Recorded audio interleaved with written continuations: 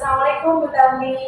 Waalaikumsalam Devi. Ya, selamat siang Bu Tanti. Mohon maaf mengganggu waktunya gitu Bu. Iya, nggak apa-apa. Ya, terima kasih Bu Tanti. Di sini saya mendapatkan tugas sebagai calon gubernur angkatan 10, di mana dengan berkaitan pengambilan keputusan berbasis nilai-nilai kebajikan sebagai pemimpin. Nah, dalam modul 3.1 ini yang pernah saya pelajari, saya mendapatkan tugas demonstrasi kontekstual untuk melakukan wawancara kepada 2-3 kepala sekolah gitu, untuk mendapatkan sebuah wacana tentang praktik pengambilan keputusan yang selama ini dijalankan. Nah, terutama untuk kasus-kasus yang sama-sama benar, dan kasus di mana nilai-nilai kebajikan ini saling bertentangan, atau kasus dilema etika dan Bu Tanti. Nah, berdasarkan hal tersebut, apakah Bu Tanti pernah mengalami pengambilan keputusan yang berkaitan dengan dilema etika, betul Bu? Tentu saja pernah, Devi. Jadi saya itu sebagai kepala sekolah tentu sering mengalami pengambilan keputusan yang mungkin melibatkan nilai-nilai kebajikan yang saling bertentangan. Terkadang memang ada dua hal yang menjadi bahan pertimbangan yang berbeda ya Bu ya. Tetapi keduanya itu sama-sama baik untuk dilaksanakan ataupun untuk diputuskan. Nah, selama ini bagaimana Bu Tanti dapat mengidentifikasi kasus-kasus yang merupakan dilema etika atau bujukan moral? Kasus yang mungkin saya hadapi itu harus saya lihat dulu. Jadi apakah ini benar-benar merupakan hal yang sama-sama benar untuk dilakukan? Satu hal dikatakan benar dengan dasar nilai kebaikan yang berlaku, dan hal lainnya juga bisa dikatakan benar dengan dasar nilai kebaikan yang lain. Jika keduanya itu merupakan hal yang benar, maka dapat dikatakan sebagai dilema etika. Tetapi jika keduanya itu merupakan hal yang benar sesuai dengan aturan yang berlaku, dan satunya merupakan pelanggaran peraturan yang berlaku, maka saya bisa menyebutnya itu bujukan moral, karena hal tersebut kan jelas merupakan hal yang benar melawan hal yang salah. Nah, selama ini bagaimana Bu Tanti menjalankan pengambilan keputusan di sekolah Bu Tanti? Nah, terutama untuk kasus-kasus yang dimana ada dua kepentingan yang sama-sama benar, atau kasus yang sama-sama mengandung nilai kebajikan Bu Tanti. Kalau sebelum memutuskan ya Bu ya, sebelum memutuskan suatu penyelesaian masalah, tentu saya akan melakukan beberapa langkah pemikiran yang mungkin akan saya jadikan dasar dalam pengambilan keputusan yang akan saya putuskan nanti Bu Devi. Nah, kemudian langkah-langkah atau prosedur yang seperti apa yang biasa Bu Tanti terapkan atau lakukan selama ini dalam menghadapi suatu permasalahan tersebut? Mungkin yang pertama saya lihat dulu, juga saya pastikan bahwa permasalahan yang saya hadapi itu benar-benar perbuatan yang sama-sama benar untuk dilakukan, atau hal yang benar melawan hal yang salah untuk dilakukan, atau kata lain merupakan dilema etika atau bujukan moral seperti yang Bu Devi katakan sebelumnya. Kemudian saya juga nanti akan melihat kembali siapa saja kira-kira yang terlibat dalam hal ini. Jika ini berkaitan dengan sebuah nilai kebaikan atau berkaitan dengan aspek moral, maka juga saya ikut merasa tanggung jawab dalam pengambilan keputusan tersebut. Jadi, lalu bisakah Bu Tanti memberikan contoh yang konkret atau nyata sebagai permisalan dalam pengambilan keputusan dalam dilema etika yang Bu Tanti hadapi selama ini? Sebenarnya saya pernah, misalnya itu kan di mana saya menghadapi situasi yang saat itu saya itu harus mengirimkan ada satu guru mungkin ya, itu saya harus memutuskan siapa yang berangkat, karena memang di mana dinas kabupaten itu mengadakan diklat. Nah, dalam hal ini itu ada dua guru ASN yang menjadi pertimbangan saya, di mana keduanya itu sama-sama menginginkan untuk mengikuti diklat tersebut, karena memang STTPL-nya pada saat itu kan yang diperoleh bisa digunakan untuk pengajuan angka kredit, di mana pengajuan kenaikan pangkat itu memang diperlukan. Nah, jika saya menunjuk satu, sebenarnya memang harus menunjuk satu, dan salah satunya nanti kan mungkin iri, gitu ya. Jadi saya juga berpikir bagaimana kalau saya sebagai kepala sekolah juga akan menjadi alasan mereka sebagai dasar gesekan yang terjadi di lingkungan sekolah. Sedangkan saya dalam membuat keputusan kan sudah memberikan pengertian kepada kedua guru tersebut, dan saya juga berharap mereka itu menyadari dan memaklumi. Tetapi yang terjadi di lapangan kan berbeda.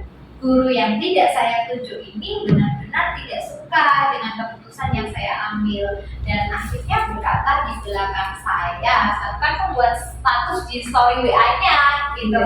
Jadi yang kesannya itu menyudutkan saya, otomatis kan saya menjadi tidak enak dalam hal masalah tersebut. Kenapa jadi seperti ini gitu, Bu Devi?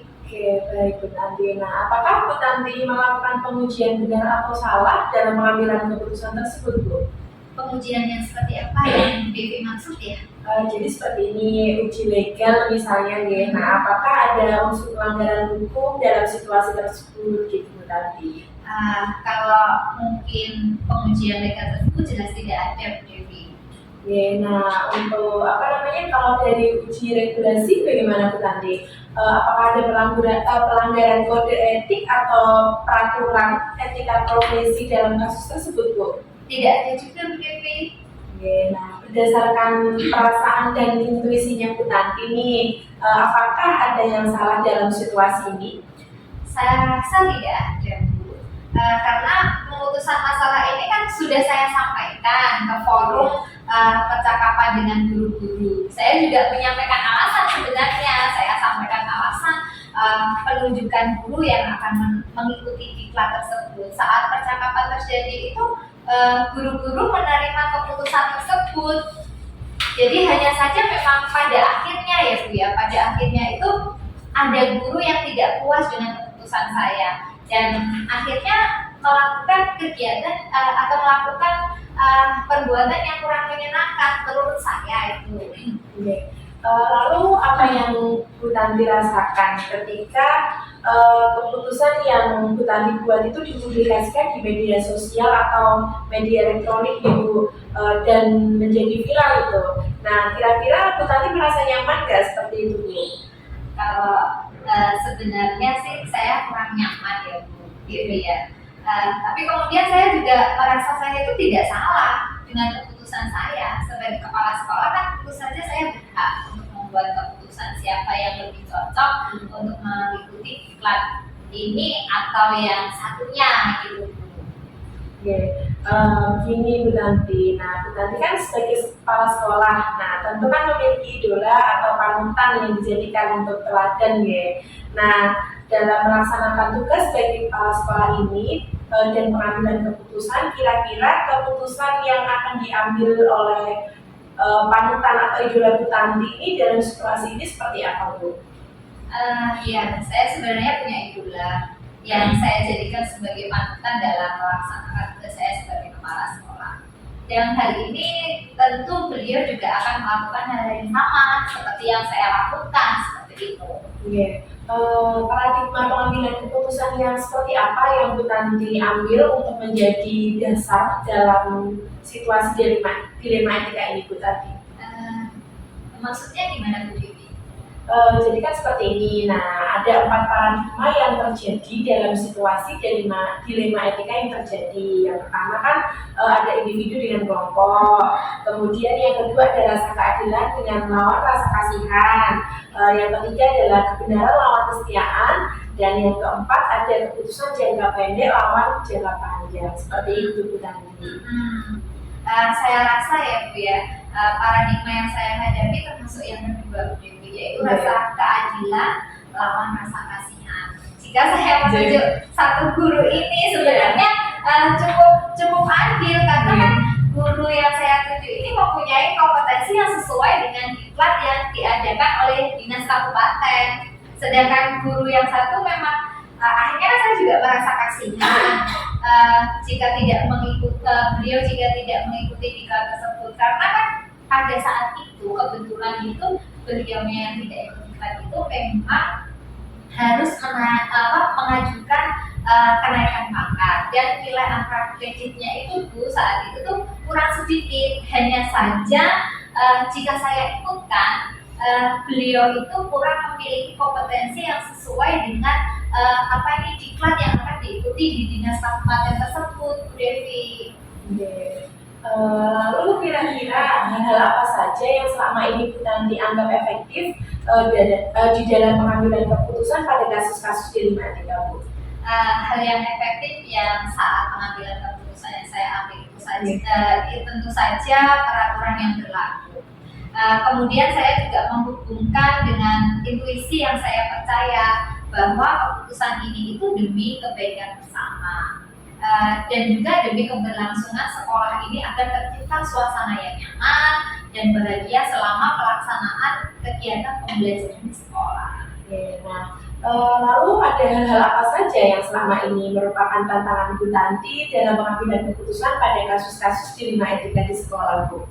Ya, itu tadi Bu Devi, saat saya bawa topik pembicaraan pada forum percakapan guru-guru, semua itu setuju dan tidak mempermasalahkan keputusan yang telah saya ambil. Tetapi setelah tadi diambil keputusan, ternyata ada guru yang tidak puas. Nah, sehingga melakukan perbuatan yang kurang menyenangkan. Dalam hal ini sebaiknya dibahas ya dalam forum percakapan, bukan berkata-kata di belakang saya dan membuat status di story WA beliau.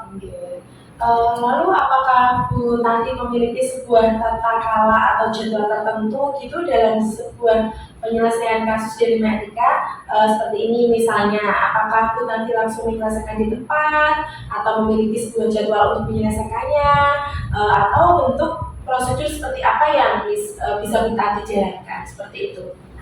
Tidak ada Bu Devi, jadi situasional aja. Jadi kalau misal saya sesuaikan dengan situasi dan kondisi yang ada di sekolah saat itu. Oke. Lalu adakah seseorang atau faktor-faktor apa yang selama ini mempermudah atau membantu Bu Tanti di dalam pengambilan keputusan dalam kasus-kasus di Lima Etika ini, Bu? Faktor utama jelas peraturan yang berlaku ya Bu Devi, ya, disertai dengan kerjasama yang baik antar guru-guru di sekolah, kemudian tentu saja sesuai dengan peraturan yang ada. Akhirnya kan semua hal itu yang kita putuskan dapat berjalan dengan baik seperti itu. Nah, dari semua hal yang telah disampaikan Bu Tanti tadi, kira-kira pembelajaran apa yang dapat dipetik dari pengalaman Bu Tanti ketika mengambil keputusan di Lima Etika tersebut, Bu?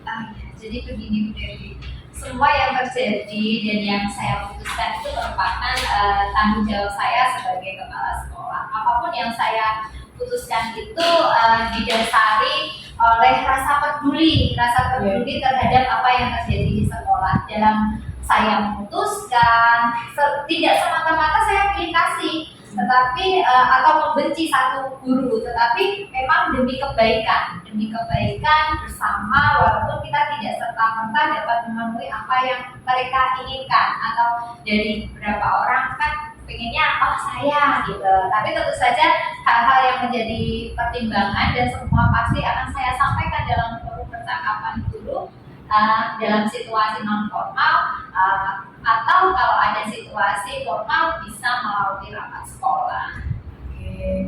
Baiklah Bu Tanti, saya rasa cukup sekian wawancara yang saya lakukan kepada Bu Tanti. Saya juga mohon maaf jika ada tutur kata ataupun perilaku yang kurang berkenan di hati Bu Tanti. Saya juga mengucapkan banyak terima kasih Bu Tanti atas kesediaan waktunya untuk melakukan sesi wawancara untuk memenuhi tugas saya sebagai calon guru penggerak Bu Tanti. Iya, terima kasih kembali juga Bu Devi. Saya juga minta maaf jika ada kesalahan dalam atau kata-kata saya dalam menyampaikan informasi yang Bu Devi perlukan, dan saya juga senang membantu Bu Devi. Semoga informasi yang saya sampaikan tadi juga bermanfaat bagi Bu Devi untuk di masa yang akan datang. Amin. Terima kasih Bu Tanti atas waktunya. Selamat siang Bu Tanti. Selamat siang juga Bu Devi. Wassalamualaikum. Waalaikumsalam.